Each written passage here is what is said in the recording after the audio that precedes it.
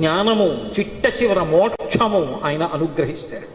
ప్రత్యేకించి మార్గశీర్ష మాసం చతుర్దశి, అష్టమి, మంగళవారం, ఆదివారం ఇటువంటివి కాలభైరవుడి గురించి వినడానికి అత్యుత్తమమైనటువంటి రోజులు. తేదీ 12/12/2025 శుక్రవారం శ్రీ కాలభైరవ స్వామి ఆవిర్భవించిన మార్గశిర శుద్ధ అష్టమిని కాలభైరవాష్టమిగా సంభావిస్తారు.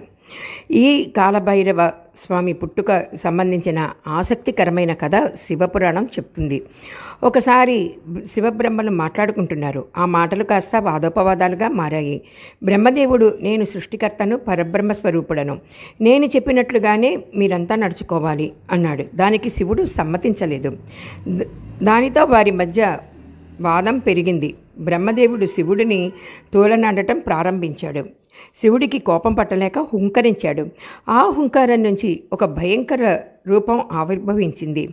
మహోన్నత కాయంతో, 3 నేత్రాలతో, త్రిశూలం, గద, డమరుకం వంటి ఆయుధాలను చేతులతో ధరించి కనిపించిన ఆ మహోన్నత రూపమే శ్రీ కాలభైరవుడు.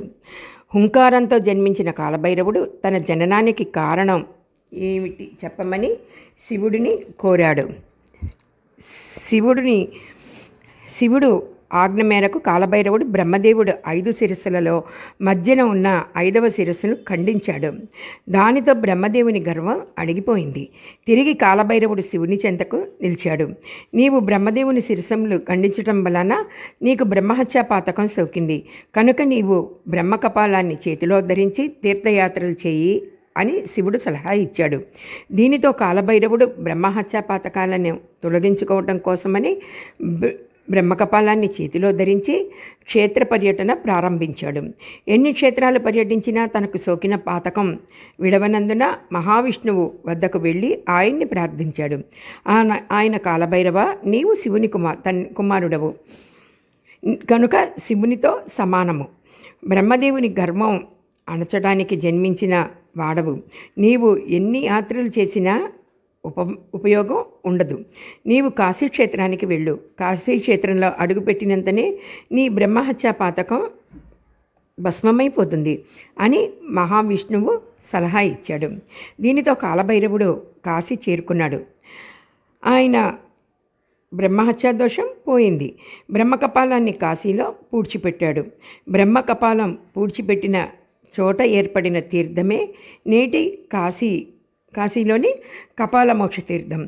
తర్వాత భైరవుని చూసి శివుడు, కాలభైరవ, నీవు ఇక్కడే కొలుతీరి క్షేత్రపాలకుడిగా బాధ్యతలు చేపట్టు. ముందుగా నీకు పూజలు జరుగుతాయి, నీ తదనంతరమే నాకు పూజలు జరుగుతాయి అని శివుడు పలికాడు. శ్రీ కాలభైరవుడు కాశీక్షేత్రంలో కొలువు తీరి క్షేత్రపాలకునిగా పూజలు అందుకుంటున్నాడు. కాశీక్షేత్రాన్ని దర్శించిన వారు శ్రీ కాలభైరవ స్వామిని దర్శించడంతో పాటు కాశీ నుంచి వచ్చిన వారు కాశీ సమారాధన చేయటం అనేది ఆచారమైపోయినది.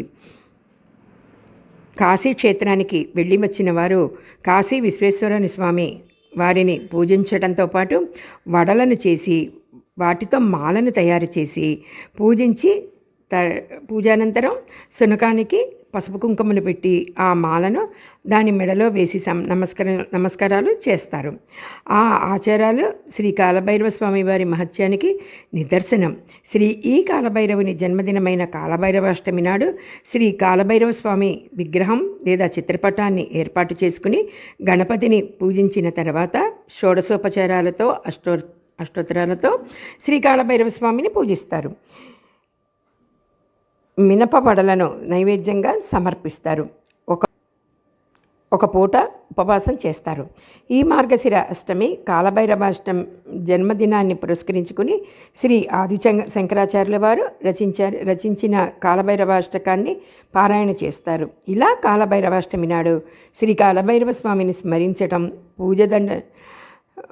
పూజించటం వల్ల సకల పుణ్యఫలాలు కలుగుతాయి. శ్రీ కాలభైరవ స్వామిని పూజించటం వల్ల స్వప్న భయాలు దూరమవుతాయి, గ్రహదోషాలు తొలగిపోతాయి.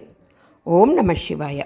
అవనంగ్రి పంకజం వ్యాళయజ్ఞ సూత్రం ఇందుశేఖరం కుపాకరం నారదాది యోగి బృంద వందితం దిగంబరం కాశికాపురాధినాథ కాల భైరవం భజే.